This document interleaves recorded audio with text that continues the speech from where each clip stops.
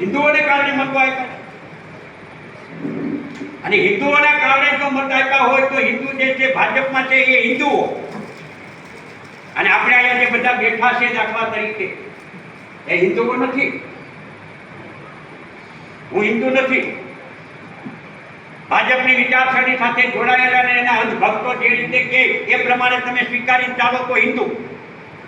નરેન્દ્ર મોદી વડાપ્રધાન છે એટલે આમાં સમજ બધું આખો દેશ હિન્દુઓમાં આવ્યું એમાં સમાવેશ થઈ ગયો. રાહુલ ગાંધી અરેભાઈ કીધું એટલે પાર્લામેન્ટમાં શું કીધું? નરેન્દ્ર મોદી એ હિન્દુ નથી. આખો દેશ હિન્દુ ના આવી જાય નરેન્દ્ર મોદીને કારણે. ભાજપ પાર્ટી છે એની સામે બીજા પાર્ટી નથી પક્ષ. આખો દેશ નરેન્દ્ર મોદી કે એમ છે જોડાઈ ગયેલો છે એટલે એમ કહે કે હવે હિન્દુ એટલે હવે હિન્દુને કારણે. અને હિન્દુ સનાતનની વાત કરનારા લોકો હતા તો અયોધ્યામાં શું કેમ અયોધ્યા આવ્યા? અયોધ્યાની પ્રજાએ જે નિર્ણય કર્યો છે એમાં પણ ગુજરાતની જનતા ગુજરાતની પ્રજાએ ગુજરાતના મતદારોએ એનું પણ સંશોધન કરીને એનું વિશ્લેષણ કરીને એને પણ સમજવું પડે. અયોધ્યા શા માટે હાર્યા? વારાણસી અંદર વારાણસીમાં એટલે કાશી નરેન્દ્ર મોદી ત્યાં જીત્યા. કેટલા મતે જીત્યા? 1.5 લાખ મતે જીત્યા. ગુજરાતમાં 5 લાખ મતે જીતવાની વાત કરતા હતા. 405 ની વાત કરતા હતા. તો નરેન્દ્ર મોદી 1.5 લાખ મતે જીતા એના કરતા તો અમેઠીની અંદર કિશોરીલાલ શર્મા 3 લાખ કરતા વધુ મતેથી જીત્યા. અને રાહુલ ગાંધી 2 જગ્યાએથી ચૂંટણી લડ્યા અને 2 જગ્યાએ 3 લાખ કરતા વધુ મતથી જીત્યા.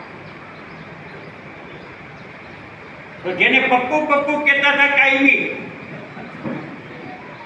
એ પપ્પુ તો 2 જગ્યાએ જીત્યા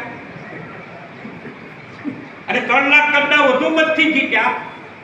અને દેશનો વડાપ્રધાન સમગ્ર વિશ્વની અંદર ડંકો વગાડનાર રશિયા યુક્રેનનું યુદ્ધને રોકાવી દીધું. અહીંયા ઊંધી બજારે ફૂલાઈને નીકળે કોણે રોકાવ્યું છે તો કોણ કહેવા જાય? આ વાતને સમજવી પડે, આ વાતને સમજાવવી પડે. દોડીએ છીએ, કરીએ છીએ, મહેનત કરીએ છીએ, પરસેવો પાડીએ છીએ, લોકો માટે છે. ગઈકાલે કરતા હતા, આજે કરીએ છીએ, આવતીકાલે કરવાના છે. જવાબદારી છે. પણ લોકોએ શું મેળવ્યું છે? આજે ઉના તાલુકાના લોકોએ શું મેળવ્યું છે?